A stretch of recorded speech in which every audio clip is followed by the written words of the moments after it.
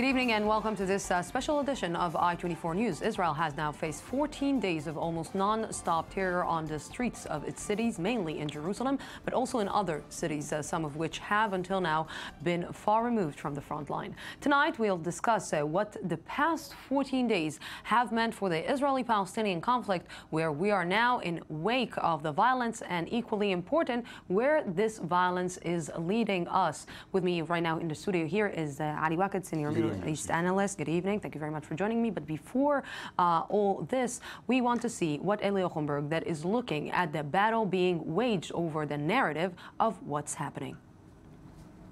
One 13-year-old boy, two opposing versions, and a lot of hostility. The war of words is getting fiercer.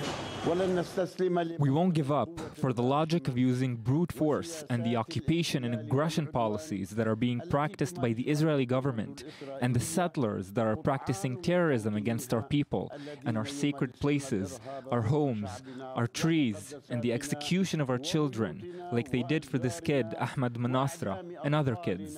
But Palestinian President Mahmoud Abbas's heated words quickly had cold water poured on them when the Israeli government published photos and videos of the cited 13-year-old Palestinian boy who is in reality alive and well at an Israeli hospital in Jerusalem, where he was taken after being wounded while stabbing a 13-year-old Jewish boy on Monday. Now we have a new big lie. That new big lie is that Israel is executing Palestinians. Yesterday, President Mahmoud Abbas accused Israel of putting to death, executing an innocent Palestinian boy. First of all, he's not dead, he's alive. Secondly, he's not innocent. He tried to kill, murder. Yet the fight over the storyline doesn't stop there. An inside document of the Palestinian Authority, exposed by the Israeli Army radio, reveals the efforts of the PA to control the media publications regarding the recent upsurge in violence. In this document, sent by the Palestinian Ministry of Information to Palestinian media organizations, the ministry forbids the publication of any quotes by Palestinian leaders and figures if they were previously used by the Israeli media. The reason? Distributing or supporting the Israeli version of the events. But the control over public opinion is far from being a Palestinian struggle alone. We've certainly seen some reports of security activity that that could indicate the potential excessive use of force. And again, we don't want to see that anywhere. The U.S. State Department touched off wrong nerves of Israeli officials after two Israeli ministers, Defense Minister Moshe Ya'alon and Internal Security Minister Gilad Erdan, forcefully commented on Washington's position, stressing the State Department has always been hostile to Israel and denying any use of excessive force. Israeli Prime Minister Benjamin Netanyahu ordered his government's ministers not to comment on the issue, saying, "I'm taking care of it." And he did. I expect all our friends and anyone concerned with the facts and the truth to look at these facts, to see the truth, and not to draw false symmetry between Israeli citizens and those who would stab them and knife them to death. In times of rising tensions, racing developments, and heightened attention, there's one thing that's as important as taking control on the ground, and that is taking control over the narrative. Yes, and with me right now from Jerusalem is our correspondent, Mohammed Al-Qasim. Mohammed, good evening. So what we are experiencing today in Jerusalem is, let's say, a relatively quiet day. We can say thank God. That's correct, Lucy. It's a relatively calm and quiet day, unlike the last few days that the city has experienced. We are standing just outside the city of, the village of Isawiya here in the city of Jerusalem. The army has blocked one of the main entrances to this village with the cement blocks. We heard just a few minutes ago sound of tear gas canisters as well as live bullets. To the north from here, in the West Bank, there are still clashes in Al-Bira and Ramallah. On the eastern side of Al-Bira, close to Beit El checkpoint, we have information from the Palestinian Red Crescent that 9 Palestinians were injured fired with rubber bullets. To the north of that, in the city of Jenin, north of the West Bank, there were general business strike today in support of Al-Aqsa Mosque. In Nablus, there were clashes today between protesters, Palestinian protesters, and the Israeli army. And all in all, there were about 26 arrests in the West Bank. All this happens one day after President Abbas's speech, in which he said that my hand is extended for peace, but also he affirmed the right of the Palestinian people to defend themselves using peaceful means. Also tomorrow, there are calls from different Palestinian factions to go out and protest after the Friday prayers. Back to you, Lucy. Yes, Mohammed, you've been today in Ramallah. You've been in the streets in the West Bank. What do they think about the way that Mahmoud Abbas is handling this entire situation? Well, we've spoke to people in Ramallah, and basically the consensus is the speech was too little, too late. It should have come a while back, either to support and help the Palestinian people in Jerusalem or in the West Bank. But also, the people said that it's not going to really matter what he said in his speech. It's not going to change much on the ground. They told us today that they don't expect that the Israeli government would respond positively to it, and they don't expect that the speech last night would really make any changes right now. Yes, Mohammed Al-Qasim, thank you very much for this for now. And I'm moving to you, Ali Khomberg. You just joined us here in the studio. Thank you very much for joining us. Ali, we are talking about some kind of two different messages that Mahmoud Abbas is sending to the world, to the Palestinians, and to the Israelis. He is not consistent in his messages. He is saying something, but on the ground, something else is happening. Well, I'm not sure that he's not consistent in his message, but no doubt the situation of Mahmoud Abbas reflects a real crisis, personal crisis that the Palestinian president is being passing through.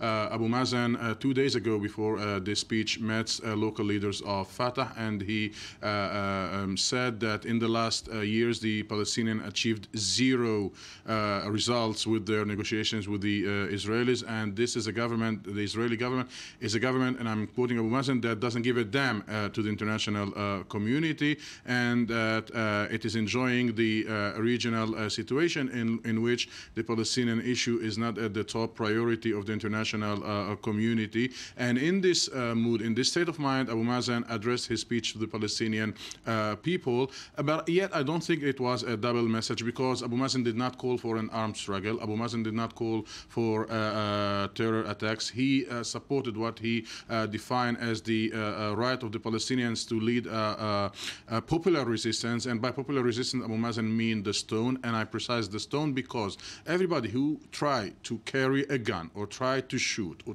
try to have a grenade or something like this is immediately thrown into jail. There are tens of Palestinians who were arrested in the last hours and days, which mean that by the Palestinian Authority. And Abu Mazen is following 24/7 the work of his security services, and he demanded himself to be updated personally in the efforts of the Palestinian security services to stop any attempt to carry a terror attack against Israel or against settlers in the West Bank. But he said that we should try to have some advantage of this popular uprising, but we should keep it under control and not to let this local uprising to become a monster that we could not control later. But the thing is that the Palestinian people are not fooled by these. Maybe he's not sending double messages, but he is playing a double game, because on the ground, on the one hand, you have a full security cooperation with Israel, as Ali said, arrest, etc., etc. But on the other hand, he speaks like the street wants him to speak. He speaks like what the people wants to hear, and they understand that. And so his war is not against Israel in this time. Exactly. It's mainly interior because he knows his popularity is deteriorating by the second, and he wants to regain the votes and the confidence of the Palestinian people, and not so much Israel is the main issue for him now. Let's talk a little bit, Ali and Ellie, about, we can say, the mess up of Mahmoud Abbas, taking the case of the 13-year-old boy, making it as it seems like Israel committed a crime against this boy, when this boy is actually right now being treated in an Israeli hospital by Israeli doctors. And this is, and right now we just saw Benjamin Netanyahu talking about this and showing the incitement in the Palestinian Authority. This puts Mahmoud Abbas in a really, really, let's say, not comfortable situation. There is no doubt especially when it's a boy. Abu Mazen messed up yesterday, but when I checked with his people, their answer was some idiots gave the president false information, and it was the source of the mistake. Some idiots gave the president. Some idiots. He was mentioning his people. By the way, when they released the transcript of his speech yesterday, today in English, there wasn't the part that we're talking about the Palestinian boy. They deleted it from the transcript, so it will not get even more published. Lucy, we are in. Just I will say that these images that we're seeing, the Prime Minister office released these footage today to show that the boy that came and stabbed and tried to kill people are actually being treated in an Israeli hospital and treated in a good way, especially when he's being fed. We should understand the Palestinian president. He's been hijacked to a religious discourse which is very far from Abu Mazen agenda and Abu Mazen ideology. By the way, Hamas and other factions said that Abu Mazen never even demanded from the Israelis to allow him to visiting the Al-Aqsa Mosque. Some of them say he is not a Sunni Muslim, he is a Baha'in one. So it's not important to him. Absolutely. And Abu Mazen in the last days, Arafat was quoting all the time the Surat of the Quran, in which he said that we will enter the mosque and we will pray exclusively in the mosque like our ancestors did. Now Abu Mazen is being obliged to use this religious discourse, and we know that he is not at his best when he is talking about the mosque, when he is talking about religion. Abu Mazen wants this conflict to be a territorial, a political, national conflict, and the most important thing he said that I'm warning the world that this conflict is turning into a religious conflict in which we will not be an important actor. I want to take this to the international community and how Israel is being portrayed in the international community, and this is something really problematic, because although Israel is the side this time that is being attacked and innocent people are being killed on the streets of Israel, Israel still seems as the aggressive force. Israel still seems as the one who is attacking. Again, you cannot, it's like, again, what I'm asking, where were these press conferences years ago, 2 years ago, 1 year ago, showing the videos of the incitement by Palestinians against Israelis? Where was it? Well, it took years for the Israeli, international factions in the foreign ministry to get to the level of the Palestinian media handling of the situation. They are doing a much better job for years now. And even in this case, where it seems that Israel sort of won this battle of this 13-year-old Palestinian boy, I must say that the Israeli government, it took her many hours to publish those videos. If they were operating properly, these videos should have been out as soon as Abbas stopped talking, not the day after. So there is definitely a failure, or a certain failure in the Israeli behavior, or the way it is handling its media war of words. But yes, we know that the UN has refrained from condemning any of the terror attacks, but put the focus on Israel and the alleged use of excessive force by its security forces, and also the United States, Israel's greatest ally. And we hear Netanyahu himself only a short while ago saying to our friends that don't be fooled by the great words, but stick to the facts. It's unbelievable that even Washington is. Where is Washington? The gap is even in the way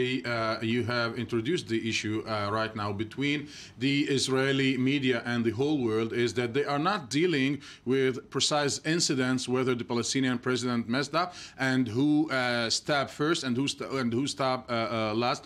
For the international community and international media, the very big problem is the fact that the Palestinians are living under occupation. Now, this is the big story. In the big story, the small incidents does not really count. The Palestinian president here messed up, or this is the situation. And for the international community, the big story should be dealt with the occupation and the fact that Palestinians and Israelis for almost 68 years are now fighting because the Palestinians want to build a state in the 1967, and there is a unanimity among the international community that there is one side, even in the American administration, that is not contributing to the solution, and this is the Israeli government. No one in the international community is accusing the Palestinians. None of the side. Even now saying I'm willing to meet Abbas and solve this problem, in his recent speech only an hour ago. Yeah. And do you guarantee that his government will be the same if he meets Arafat and talk and mention the sentence that say for June 4th, 1967? I can maybe guarantee the opposite. Ali Khomberg, thank you for now for this part. Ali, you're staying with me. Let's see one of the groups cited by the Israeli leaders as being behind the wave of incitement against Israel is the Islamic Movement, a group far less known abroad than other players in this conflict. Charles Biblizer takes a look at a group which is becoming a major player in the Israeli-Palestinian conflict. Israel's leader has left no doubts about who he believes is to blame for the violence engulfing the country. We are in the middle of a terror wave that has as its source a constant false incitement about the Temple Mount. Incitement that comes from Hamas, the Palestinian Authority, and the Islamic movement. While the Palestinian groups are widely known, not so the Islamic movement, which is based in Israel. Like Hamas, the organization is an offshoot of the Muslim Brotherhood. It is divided into a moderate southern branch, whose members serve in parliament, and a radical northern arm, which is vehemently anti-Zionist. It is the northern faction, led by Ra'id Salah, that is accused of fueling the terror, largely by disseminating the claim that the Al-Aqsa Mosque is under siege. The Israeli occupation sees itself in the stage of the final countdown before the building of the legendary false holy temple at the expense of the Al-Aqsa Mosque. In March, Salah was sentenced to 8 months in prison for calling on Muslims in 2007 to start an antifada to protect Jerusalem. He also reportedly repeated the anti-Semitic libel, which accuses Jews of using children's blood to bake bread. In this spirit, the Islamic movement is accused of directing rallies, rioting, and clashes which have broken out in Israeli Arab cities, residents of which have also perpetrated physical attacks. As a result, opposition leader Isaac Herzog has joined Netanyahu in calling for the Islamic movement's northern branch to be banned. In the past, the group's educational and charitable wings have indeed been shut, on charges of providing material support to Hamas. In September, the government outlawed the Murabitat and Murabitun, paid by the movement to harass Jewish visitors to the Temple Mount and its surroundings. But a complete crackdown is unlikely, even if the move passed numerous legal hurdles. Disbanding the group would require a major security operation, a scenario that would undoubtedly deepen the already tense divide between Israel's Jewish and Arab citizens. In the interim, Netanyahu has appealed to the country's Arab population to reject radicalism and abandon its leadership. To date, no concrete plan has been forwarded to achieve this aim.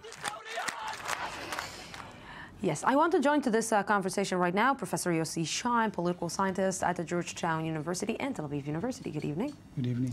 And also Nitzan Horowitz, former member of parliament from Meretz Party. Good evening. Good evening. I will start with you, Mr. Horowitz, and I would like to understand and explain to me, because what we're seeing right now in the Israeli government is something funny. I will put it in this specific word. Benjamin Netanyahu right now is getting an opposition from his own coalition about the way that he is handling the situation. The opposition in Israel is actually supporting Benjamin Netanyahu for the way that he is acting and handling the recent crisis. The same scenario happened on Operation Protective Edge. The opposition and the left wing just stood in front of, next to Benjamin Netanyahu, and his own people just abandoned him. What is happening there? Sadly, you're absolutely right. During the last war in Gaza last year, Netanyahu even fired the deputy minister of defense, Danny Danon, who is now appointed as ambassador to the UN, because he attacked his own government. And he criticized also, the Prime Minister criticized Minister Bennett for visiting the troops and conducting his own defense policy. And now we see more or less the same thing going on now. Ministers from within the government, within the cabinet, criticize openly the government and even participate in demonstrations against the government. This is wrong. How can you handle and manage a government in this specific situation? You can manage it because, as you said, the opposition is not exactly an opposition, and he has the backing of the opposition, the Labour Party, Yesh Atid Party, Yair Lapid, Bougie Herzog, etc., and they give him the necessary backup.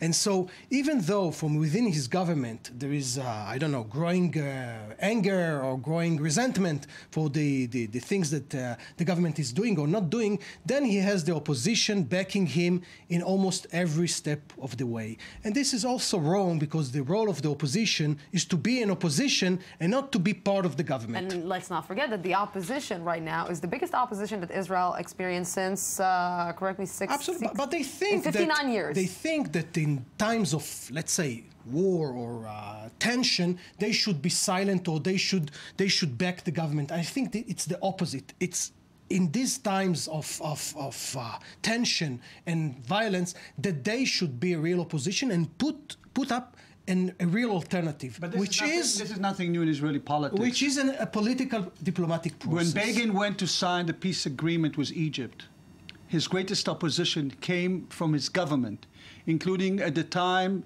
Yitzhak Shamir and Mr. Arens and others, and he got the support of the Labour Party to support him. Which means that we have here, of course, in Israeli politics, a government and a prime minister always have to run a more centrist position. And when you run a centrist position, especially in times of duress or in major decisions of crisis, he has to really master a larger coalition. And yet, I would say, this is a different story. Here, it's nothing about strategy. It's about tactics. And there is an issue here. And the issue here is not who is articulating what. Netanyahu, surprisingly or not, is maintaining a very cohesive government. No one is threatening to leave the government because of his conduct. Right? No. On that, it's not yet. You know, on the issue of war and peace, Sharon lost sort of like when he wanted to withdraw from Gaza. He had to change his coalition. On the issue of Oslo, Rabin had to master the opposition also.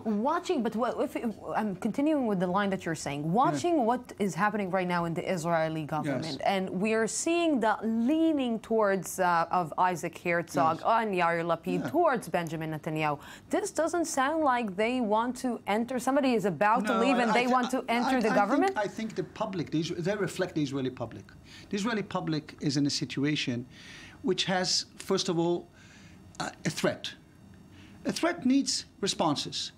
One has to distinguish between the political, let's say, statements like what we move next, whether we move with Abu Mazen or not, and so on and so forth, and how to treat the wave that we have, the wave of violence, the wave of terror that the Israelis are experiencing, the wave of insecurity.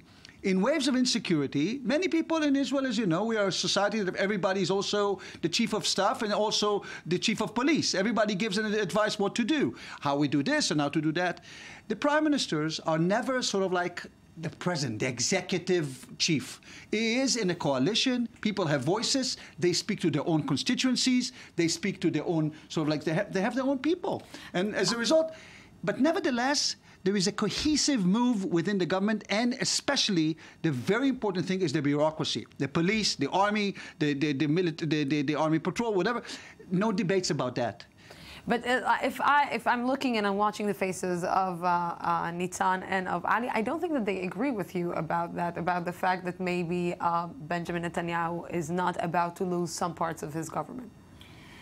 I think that there is a danger of political crisis, because as long as this situation continues with no clear initiative on behalf of the government on the security path or on the diplomatic path, then we risk violence, more violence, escalation of tension, and then things might happen.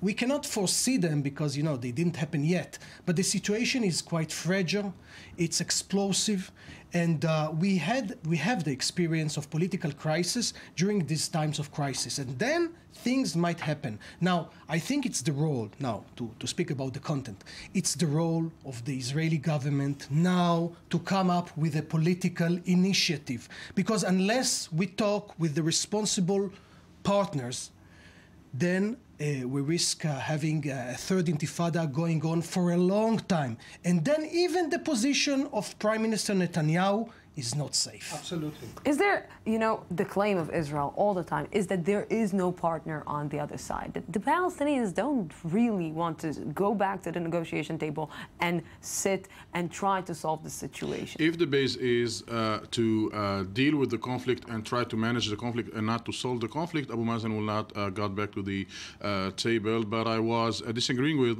Professor Shine, because the 1987 Intifada came to its end with the Oslo Agreement. The 2000 Intifada came to its end with the disengagement from Gaza.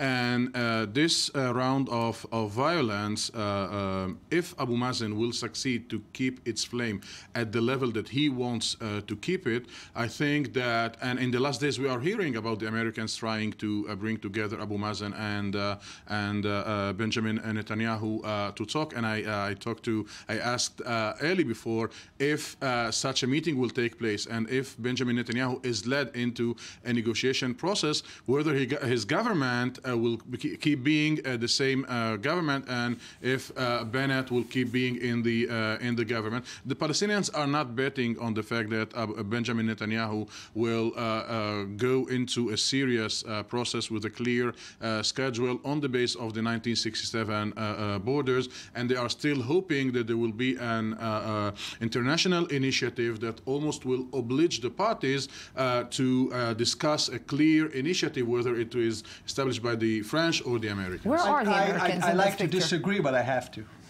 The first Intifada had nothing to do with what happened in later on.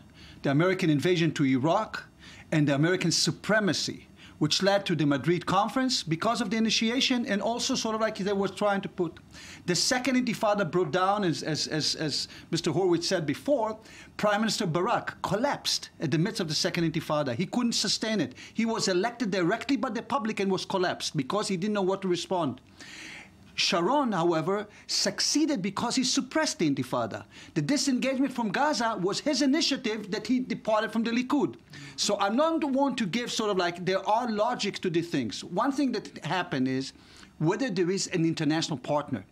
One of the things that is important always between Israel and Palestinians, whether there is an international partner. And I will tell you, as someone who sits in Washington and see it, there is no international partner. Oh, the Palestinian this is Israelis, not good what you're saying. I'm not saying good. It means that the international community and the United States just gave up on the world.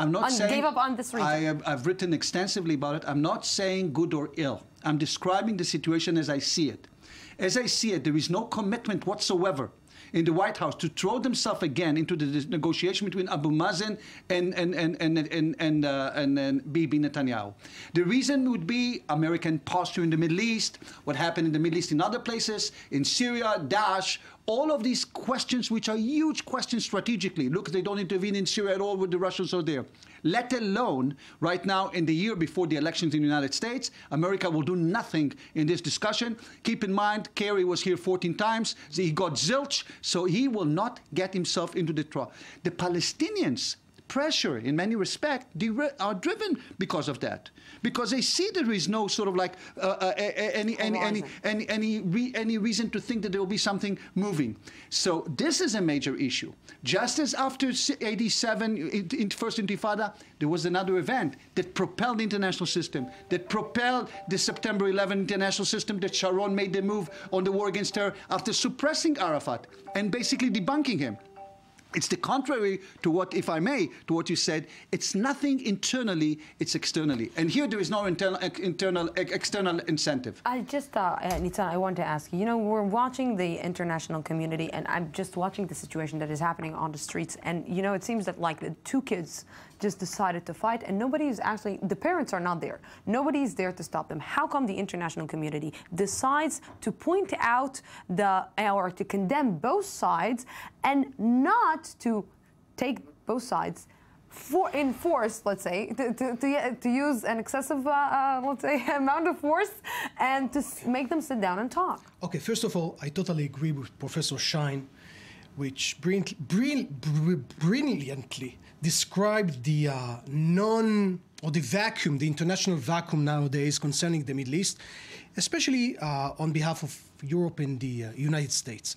Now, on the absence of this international partner, as Professor Schein described, then it's up to us, Israelis, the Israeli government, to come up with initiative. Now, you say both partners. I mean, both sides. There are no two sides here. There is Israel, the state of Israel, the Israeli government, and there is the Palestinian street. There is leadership in Gaza of Hamas, with whom we do not discuss. There is Abu Mazen, whom we qualify as a terrorist. Some of the top ministers in the government, they call him chief terrorist. So it's up to us really to build a Palestinian partner with whom we can discuss. Because if we say that Abu Mazen is nothing and Gaza is a terrorist base and the US is anti-Israel and Russia is out of the question, then with whom are we going to discuss? With this young guy holding a knife? Then it's up to us as the most powerful, as the most stable and advanced country in the region to build a partner, to build a strong Palestinian leadership with whom we can make business. Yes, and that's up to us to do in order to stop terrorism. It's not giving price to terrorism. It's the opposite. It's the only way to fight terrorism is to build a strong Palestinian partner with whom we can make a deal. Gentlemen, thank you very, very much for being with me in this part. Our correspondent Shai Ben-Ari went today to the neighborhood of Jabal al-Mukabbir in East Jerusalem and asked residents what they think about the situation. I think the situation will only get worse because, as you can see, we can see the barriers. There is a collective punishment for all the residents of Eastern Jerusalem, and it's just not fair. We can't make a living, not even for 100 shekels a day.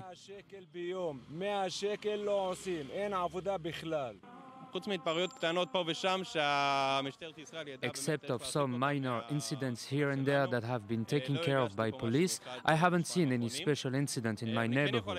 But I can tell you that the murder that occurred last week didn't take me by surprise. We all felt it in the atmosphere here.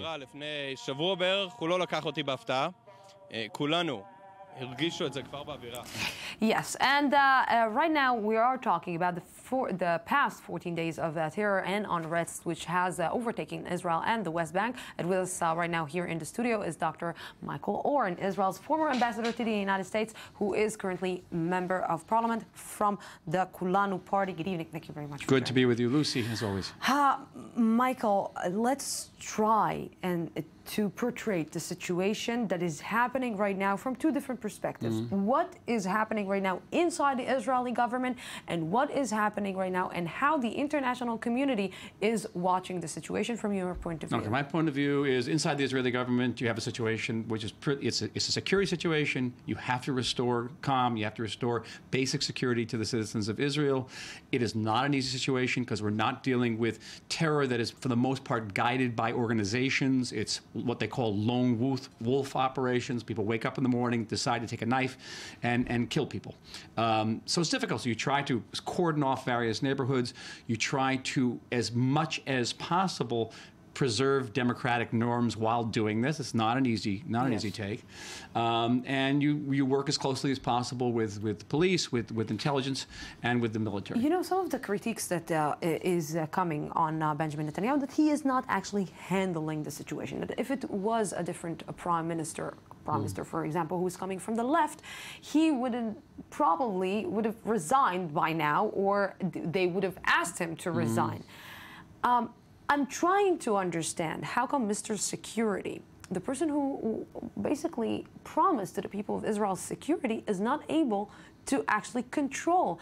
How come the defense minister of Israel is telling to people, take weapon if you have it, and use it if you need to use it on the streets? How come we are being given, the people of Israel, the law, and to use it in our own hands? I am not going to duck that question. I'm going to get to it, but let me just put it in a little bit of historical context, okay? Okay. Because I'm a little older than you, and I remember I worked with Yitzhak Rabin during the Oslo years.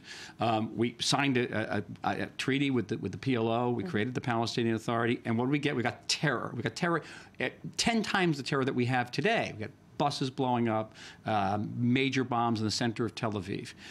In the year 2000, Ehud Barak offered Yasser Arafat a Palestinian state. We got 1,000 Israelis killed in 5 years of terrorist bombing. So it's not as if you could all of a sudden have peace talks and you're not going to get terror. Very often, peace talks actually bring out the terror. So there's an attempt in the last couple of days to say that there's no talks, and that's why we're getting these stabbings. For the most part, we're talking about stabbings. The people who are stabbing Israelis are not saying they're stabbing Israelis because there's no peace talks. They're saying because there's this lie out there that Israel's trying to change the status quo on Al-Aqsa, which is just simply not true. And you have Palestinian leaders like Abu Mazen saying that it's true, and it creates a terrible situation, and they bear a tremendous responsibility for the people who are hurt, both Israelis and Palestinians. Terrible responsibility.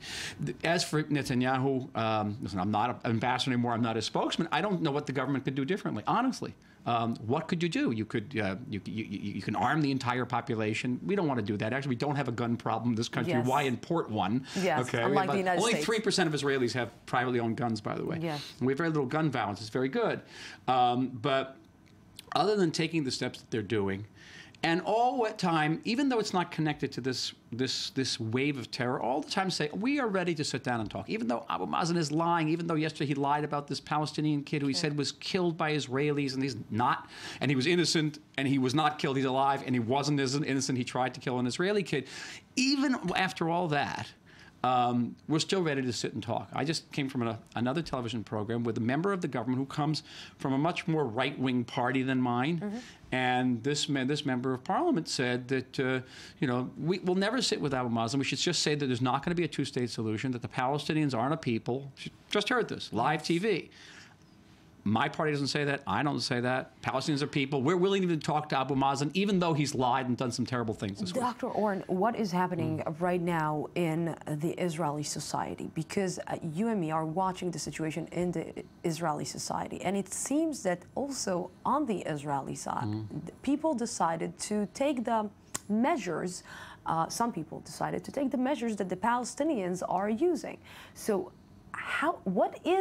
it seems that let's say the understanding or the grasp that or maybe the responsibility that the government has on educating the people, it also lost that. I'd say the honest truth. Again, the historical perspective, which always amazed me about Israeli society, this is a society that's never known a second of peace. We've been in a war situation for 67 years, and the war comes into our neighborhoods. It's not out in some front somewhere. I've always been amazed at the amount of restraint on the part of Israelis. You have relatively little vigilante action here. And what we do have, a vigilante action, is condemned by the government. Now compare that to what's going on the Palestinian side, where you have a Palestinian Authority that is praising bombers and murderers as martyrs and heroes. It's a very different situation. We have to do everything possible to educate our people to withhold, to show the utmost restraint. It is difficult. Everyone's living in fear, and we can never condone violence, even against a terrorist who has been subdued and is lying on the ground. The minute he's subdued and lying on the ground, or she is lying on the ground, then they're a prisoner and they should be treated as a prisoner. You know, you've been talking also about the vacuum that is being created once you don't have a peace process. And into this vacuum, we're seeing a lot of extreme fractions getting in and, let's say, just flaring up the situation even more. On the Israeli-Jewish side, because on the Palestinian side, we know that the Palestinian Hamas movement, the Islamic Jihad, everyone who wants to just come inside. But on the Israeli side, we have some movements, extreme Jewish movements, who are inciting Jewish people to go out and murder Arabs. And it seems that these organizations are not being handled the way that they should be handled, like not finding the people who killed the Wapshi family. I'm in very close contact. I sit on the Defense and Intelligence Committee in the Knesset Defense and Foreign Relations Committee, and I know that the security establishment here has gone to great lengths to try to catch them. It is not easy. They're very smart because they're very good, and they've been very elusive. And I think that I've been more than persuaded by the people who've come to brief my committee that they've done the utmost to try to break into that world. It's a very insular world. The main thing to remember, as far as I'm concerned, is that our society does not condone this. Our society condemns this. And we're dealing with another society that is praising this. And that's a huge difference. And every time that there is this type of vigilante action, we all come out and condemn it. And, you know, from my perspective, discrimination has absolutely no place in Israeli society, and I have zero tolerance for it, intolerance. So, you know, today I was being asked a little bit about the role of the United States, and I asked about the role of the United States. Do you want to explain to me the silence coming from the United States? Enough to want to tear what's left of my hair out, to tell you the truth. So in the last couple of days, we've had Secretary of State John Kerry saying that the violence is occurring because of massive building in Israeli settlements in the West Bank. Then you had a State Department spokesperson today say that Israel's trying, by the way, mumbling, that saying Israel that and mumbling that Israel is trying to change the status quo on the Temple Mount. They try to retract it, but he said it, and the traction should have come from a much higher level. There is no criticism, but zero criticism of Abu Mazen and the lying. And he gets up in front of the UN 2 weeks ago and says that Israel was trying to change the status quo on the Temple Mount and started this whole thing. There's no criticism whatsoever, and what there is moral equivalence. They're saying we call on both sides to show restraint, as if we attack them. They attacked us. So there's no moral equivalency here. So, and then Secretary Kerry says he wants to come and Dr. Oren, some people will tell you still the Palestinians are under occupation, living under occupation, and they stood the time until the time will come and they will have a state. This situation won't end. But this situation is not because of an occupation. This is just because of a rumor spread that Jews are taking over the Temple Mount. All right, and it's not about settlements. This specific wave. Yeah, this specific wave is not about that. And I understand the problem of ending the status quo in the territories, of reaching and moving towards some two-state solution. I believe in the two-state solution. I don't think it's going to happen tomorrow, but I believe we should work for it. But the American position is problematic in so many different ways. First of all, it's connecting this wave of terror, which is an Islamic extremist terror, to the settlement issue. They're completely detached. Secondly, the moral equivalency that our citizens are being attacked by these people wielding knives and shooting guns. How would Americans like to say it if we said, well, America has been in the Middle East, has been exploiting Arab oil, so maybe, we can understand some of the people who knocked down the Twin Towers. And then the third thing that happened today, which was a very, very serious incident, really, Lucy, is that when a State Department spokesman comes out and confirms a lie that the Jews are trying to change the status quo on Al-Aqsa Mosque, that bears an immense responsibility. People's lives are at stake here, and it is very, very serious. Definitely 100%. Dr. Michael Oren, thank you very, very much. As always. Always a pleasure having you here. And we want to understand what is happening right now in in Israel. And basically, we want to talk about the Israeli Arab Society. Who is the Israeli Arab Society? What is the role of the Israeli Arab Society in this wave of terror or in this wave of violence? Ayman Siksik has the latest for us. 1.6 million Arabs live in Israel, according to the Israeli Statistics Agency in 2013. But 2 weeks of intense attacks on Israelis, mainly by residents of East Jerusalem, have once again categorized all of Israel's Arab population as part of one community, and as such, part of the same threat. Here people who want to live with you, but you don't get to, like us Democrats, we can outside to say we want peace or something.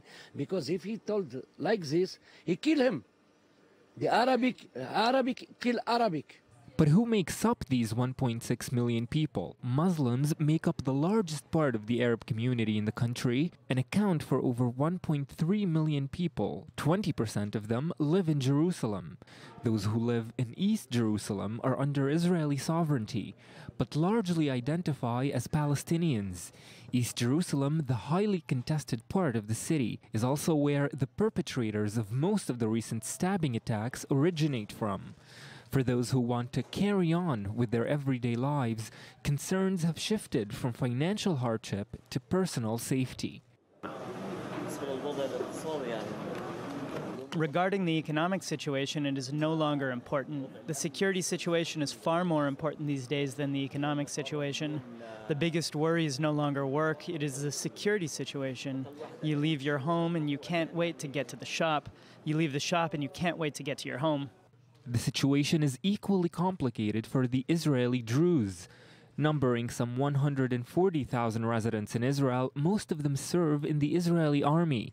But around 30,000 are residents of the Golan Heights, a highly sensitive region between Israel and Syria. Though they are considered Israeli citizens, some of them identify as Syrian. But even for the loyalists, a crisis was inevitable when Israel began caring for the Kurdish fighters who came through its borders as a result of the battles in Syria. For the Druze living in Israel, this was a betrayal of their loyalty to their homeland. But perhaps the most disenfranchised Muslim community in Israel is the Bedouin community. Totaling around 280,000 in 2013, large parts of the Bedouin community live in settlements considered illegal by the State of Israel. The most controversial of which is Al-Araqib, a Bedouin village in the Negev raised more than a dozen times by Israeli police in the past year. They claim Bedouins are nomads, that they shouldn't have just one place to live, but today it's Al-Araqib, and tomorrow it will be Tel Aviv. The residents of Al-Araqib symbolize to a great extent the struggle of the Arab community in Israel at large. Faced with tense relations with the state, they too have nowhere else to go. Yes, let's try to understand with the gentleman that I have right now here in the studio, what is the situation of the Israeli Arabs and what is the role that they are taking in this current wave of conflicts, let's say. Ayman Siksik, I-24 News correspondent, thank you very much for coming. Good evening. And also Sami Abu Shahad, Secretary General at the Balad Party, Tel Aviv, Jaffa. Good evening, thank you. Good evening, thank you. For coming. And Dr. Ramzi Halami, economist and also an analyst on I-24 News. Thank you very much for coming.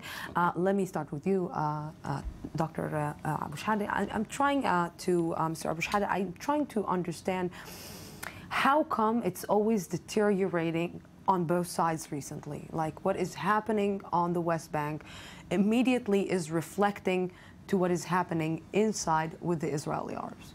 And this is very easy. Israel invented something that never existed, calls the Arabs of Israel, in order to divide the Palestinian minority inside Israel from the rest of the Palestinian people. All the time, people all the time say, and all the time behave like Palestinians. And then everybody is surprised. Israel is insisting on its lie that this Palestinian minority have no national identity. And from the Israeli point of view, from the official Israeli discourse, the Arab minority inside Israel are not part of the Palestinian people. This is why all the time there's a kind of this surprise. Why are they behaving like Palestinians? Now everybody knows that these are, and part of the Palestinian people. This is how the way people see themselves. This is their national identity. This is why what's happening is totally normal. And when you are killing their people, when their most sacred place, Al-Aqsa Mosque, is being all the time attacked, when there's a chance to change the status quo there, people will behave like part of these people. But do you think really that what is happening right now on the streets is absolutely normal? I think what's happening in the street, not just it's not normal, it is much less than what should happen. Because in Much Israel, less than what should happen? Yeah, of course. First Do of all, you think that more people statistically, should be stabbed and more people should be killed and more people should be lose their lives because of this? who mentioned violence? And if you But ask me this is what is happening right now. What do you mean? First of all, violence? This is what is happening right now on the streets. Statistically, the Arab-Palestinian minority inside Israel is the most and is the most quiet national minority all over the world. And in most of the political research lately done in the last 2 decades in political sciences all over the world, the main question is why is this national minority so quiet? And it's discriminated in all fields of life. And they are suffering in all fields of life. And there is racism towards them in everything. And they are politically very quiet. What I meant that they are not doing enough, I'm talking about only legal political behavior. I'm against violence. I don't think that violence is a good solution. Surely not in this balance of power. And if we will anytime deteriorate into violence, those who will be paying a very high price will be the Palestinians, because Israel have total control of all the armed forces. Well, maybe some Arabs inside Israel are being quiet politically because they do feel Israeli, contrary to what we are hearing right now. I think a lot of Arabs inside Israel do identify with their Israeli identity. We go to Israeli universities, we carry out our everyday lives within Israel, in Hebrew. We are part of Israeli society. I'm not sure that the Palestinian heritage and history are as big a part, or they constitute the entire part of our identity. I'm not sure of that at all, not for all of us. Maybe this is why we're not being dragged into violence or other politically volatile expressions. You know, this is a specific... I take the pragmatic axis, and I can tell you that today I participated in conference with Arab and Jewish mayors, with the Interior Minister Silvan Shalom, and all of them talked about shared society, to make things together, to stop the violence, and they talked more about the budget and the 5-year plans and the way that we can live together for long. So I think that on the other side we have the extreme approach of people that want to make this a problem, maybe a religious war or something like that. But inside Israel, I think most of the Arab leadership, and I heard them talking now today, they want this kind of living together and make things together. Do you see that? Because you see, you portrayed a picture right now that is... Let me explain what is the difference between me and Mr. Siksik. And most of the people who are talking about the Palestinian identity inside Israel do distinction between two things. First of all, your national and spiritual identity, to what do you affiliate spiritually, and then your technical daily life. In general, of course, the vast majority, not small minority, of the Palestinians in Israel, they don't have any other choice but to deal with the state of Israel, deal with the Israelis. They don't have any other choice, and technically, they do all these things. And Israel is a sovereign state. Why do you think that it's technically? Why do you think, Mr. Abu Shari, that it's technically? Why do you think? I tell you what the polls say. It's not what I think. Why do you think that the fact that we have a lot of public opinion polls who ask the people, okay, who in different things. Who are you asking? In general, they pick different number of people, depends on each poll, and you ask them about how do they deal with their identity. in things that got to do with daily life. But you know what you're doing right now. And if you ask them if Palestine is playing football with Israel, Mr. Abu whom do you want to win? Doing they right will now, tell you they want Palestine to win. But what you're doing right now, Mr. Abu Shadi, Mr. Abu Shadi, what you're doing right now is also generalizing an entire society upon your own point of view. This is not how it happens on the field. On the field, you have different fractions, you have different views in the Arab society, you have left, you have right, you have some people who identify themselves with the state of Israel and some people who don't identify themselves with the state of Israel. Which is bigger than 1 million people, you have a lot of different views. Yes. But still, there's a huge amount of research done when we are talking about the identity of the Palestinian minority inside Israel. There's a huge amount done also on the side inside the Israeli University. I'm telling you that in general, most of this research, and it's built mainly on public opinions, polls, says that the majority of the youth inside the Palestinian society, inside Israel, when they deal about with their identity, they deal with it as a Palestinian identity. Of course, there is part of these people who think that they are Israeli. Of course, there are people who don't care about the both identities, not the Palestinian, not the Israeli identity. They want to be part of something much bigger. And there's a lot of different opinions. But in general, the majority, this is how they define themselves. Yeah, maybe the other people who wants to be part of something bigger are maybe the more extreme part.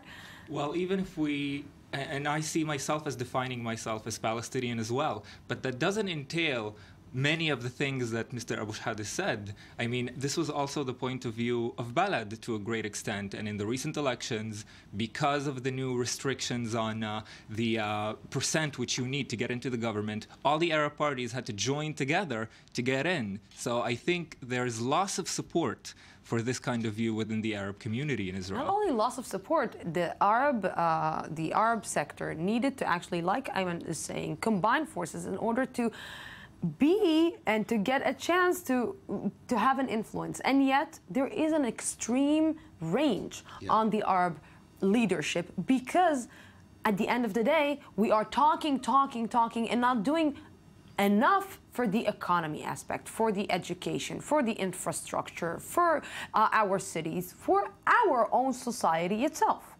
Yeah, today the mayor of Nazareth, for example, said that we have to take the lead and to work to improve our situation in this country, instead of let the members of the Knesset to do the work. But if we are talking about the identity definition, so I define myself as Arab, Israeli, and I served in the army about 20 years.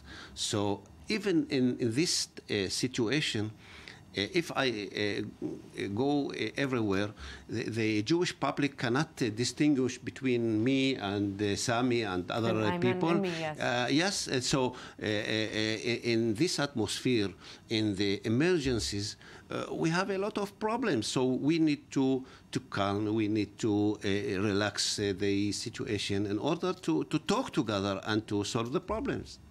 Mr. Abu Shadi? I don't think that the problem between the Israelis and the Palestinians is misunderstanding, Lucy. I don't think that the problem between also the Palestinian leadership and the Israeli leadership is misunderstanding. Both sides knows exactly what does the other want. It's not a problem of language or not a problem of that people are not understanding each other. Everybody knows exactly what does the other want. Most of the Palestinian leadership are fighting for a two-state solution, and they want East Jerusalem to be their. Things are clear. The Israelis are refusing. All of the Arab world came twice in the last decade. We're not talking about the Israeli-Palestinian conflict. We are talking right now about a situation that at the end of the day, when this wave of violence will end, we, the Israelis who live inside Israel, the Israeli-Palestinians, the Palestinians, Israeli Arabs, define it as you want, we will end up eating the S word, I will say it, I won't say the word itself. We will end up eating it because all the incitement of what is happening inside the Israeli Arab society also, and we cannot ignore it. Or because you don't want to see that you are living in a racist society built on race, and you are discriminated because you are Palestinian. Okay, yeah, I'm seeing it and I'm watching it, believe me, each and every day. We're going out for a break, 10 minutes update, and then we will be back. Don't go anywhere.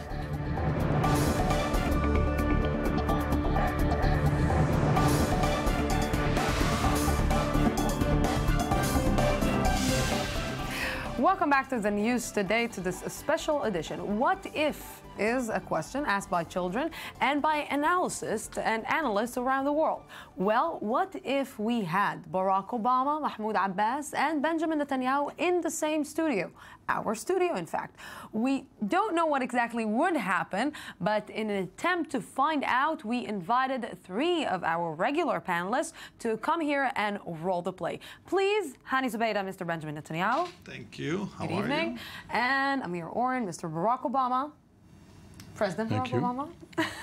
And Mr. Ashraf Al-Ajami, President of the Palestinian Authority, Mahmoud Abbas. Gentlemen, I would like you to start thinking that maybe we are here in a session of a peace process.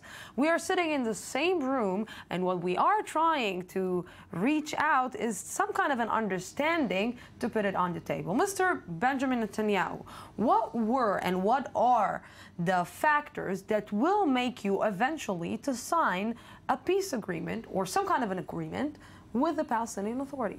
Prior to me even signing the agreement, just sitting with these 2 gentlemen in the same room requires some prerequisites. I would ask first for the Palestinian Authority to acknowledge the Israeli state as the home state of the Jewish people. Secondly, I would like to cease all violence immediately without any kind of other concessions. Thirdly, I would like them to acknowledge the fact that right now what they need is to take control over their people. When that will happen, then I will enter the room for negotiations. Yeah, but Mr. Benjamin Netanyahu, if we are looking and watching the current situation, we are actually experiencing, what we are seeing is that Jerusalem is not united. The incitement, the violence that we are experiencing in the last few days is coming from Jerusalem, which the Palestinian Authority doesn't have any control on. That's the Americans' fault. If President Obama would have let me build in East Jerusalem and would have let me take control of East Jerusalem and penetrate into the population with housing and settlements, then the entire situation would have looked differently. Mr. Obama. One of my predecessors in the Democratic Party, Woodrow Wilson, famously said almost 100 years ago that he was for open covenants openly arrived at. But this was very naive. And if we didn't prepare the ground before this meeting with the entire world focusing on it, then it is bound to fail. So hopefully our secret emissaries have met before the 3 of us are meeting here, and we have already a draft communique. This draft communique should include some recognition by the Palestinian Authority that we are going to close the books, that this is going to be the final agreement, and after that there will be no more claims. Maybe this is one of the achievements that you want to reach as president before you're finishing your term. Maybe this is the justification for the Nobel Prize that you got. Indeed, the Nobel Prize had to do with the nuclear program that the world was supposed to go down to 0 gradually. But yes, you are right, Mrs. UN Secretary General, or whatever your role as mediator is. Yes, I have a problem with my legacy. Only this afternoon, I had to say that in Afghanistan, it won't be the way I imagined, that some U.S. troops will stay there. Iraq is not in a better shape than when I came in. Syria is in a worse shape, which means that I can either go for peace in the Middle East. What do I have to lose?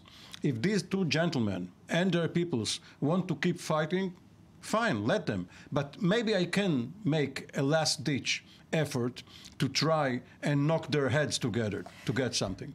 If we are looking at the current situation in the Palestinian Authority, Mr. Abbas, nobody is preventing, or the Palestinian, you are not doing enough to prevent the incitement happening inside the schools, inside the streets. You are not doing enough to actually try and contain Hamas. Hamas is getting, let's say, by the day stronger also in the West Bank, and I don't want even to start talking about Gaza, because even in Gaza, you stopped having control there. The fact that Israel strengthened Hamas and Israel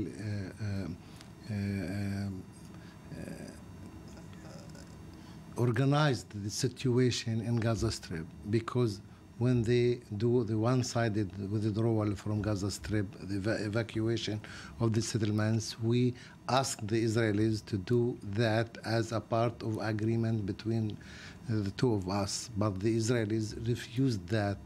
The Prime Minister at that time, Sharon, refused even to do any coordination with the Palestinian Authority, which occasioned that the Hamas movement told the people in Gaza Strip and the West Bank that they won Gaza Strip as a result of their armed struggle against the Israelis. So we were in a very bad conditions, and the elections that Hamas won as a result of this discourse that the Israelis assisted Hamas in this. So the situation in the West Bank and Gaza Strip as a result of the Israeli policy, not of our policy. We tried we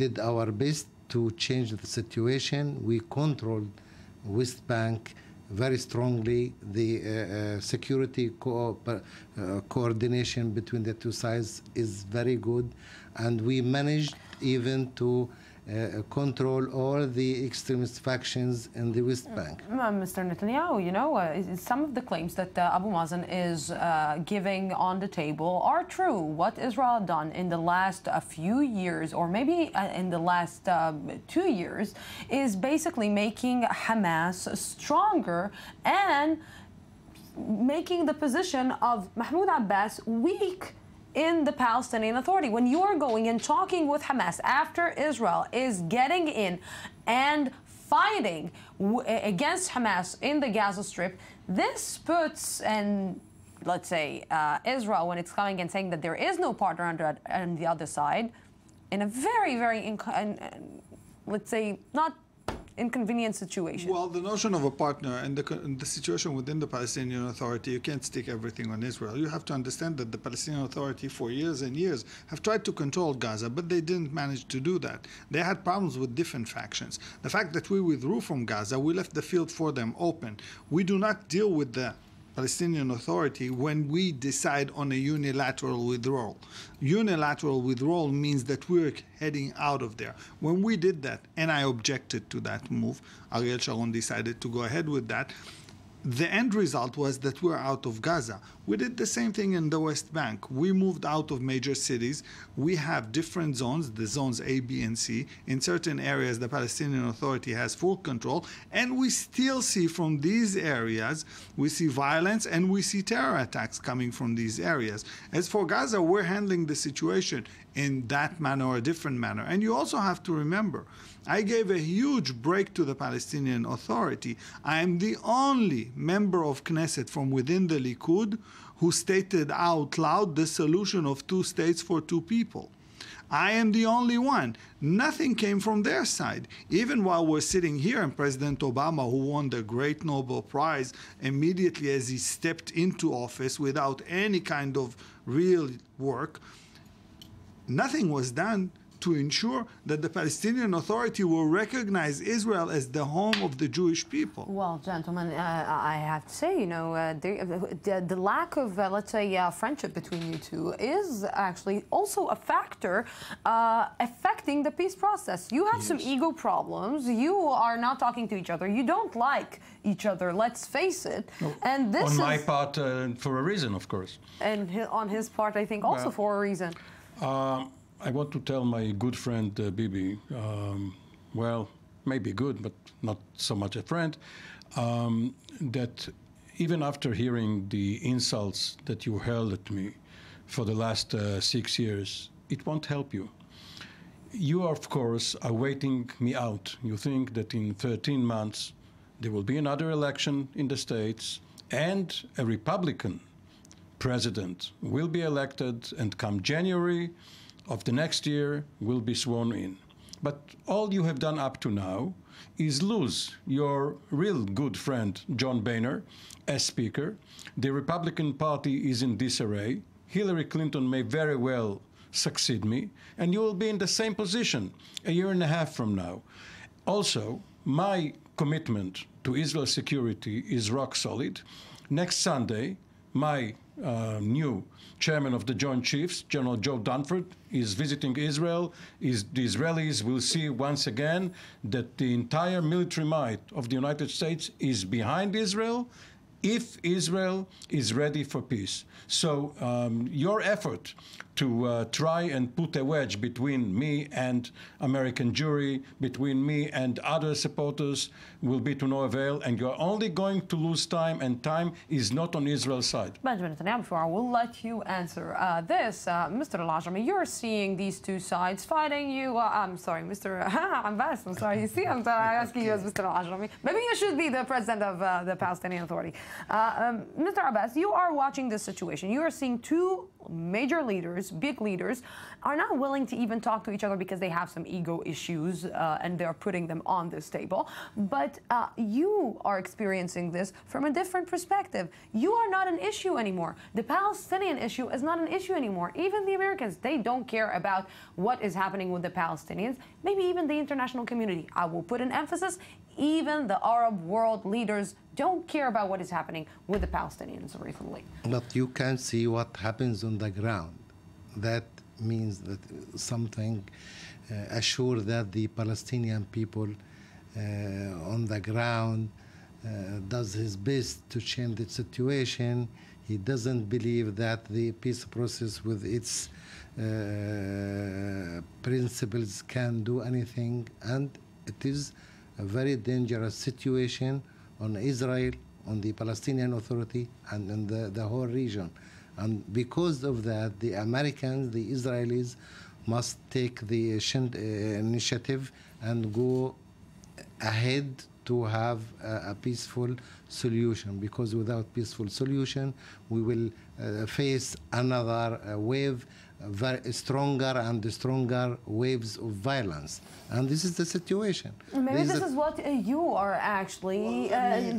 Sometimes you are a prophet in some way or another, and you're always saying that things might happen, and maybe this is the next stage. You always said that things will get worse. Let me take them as they come. The first thing, let me remind the dear President of the United States that there were, prior to him, other presidents, other Democratic presidents that said exactly what he said.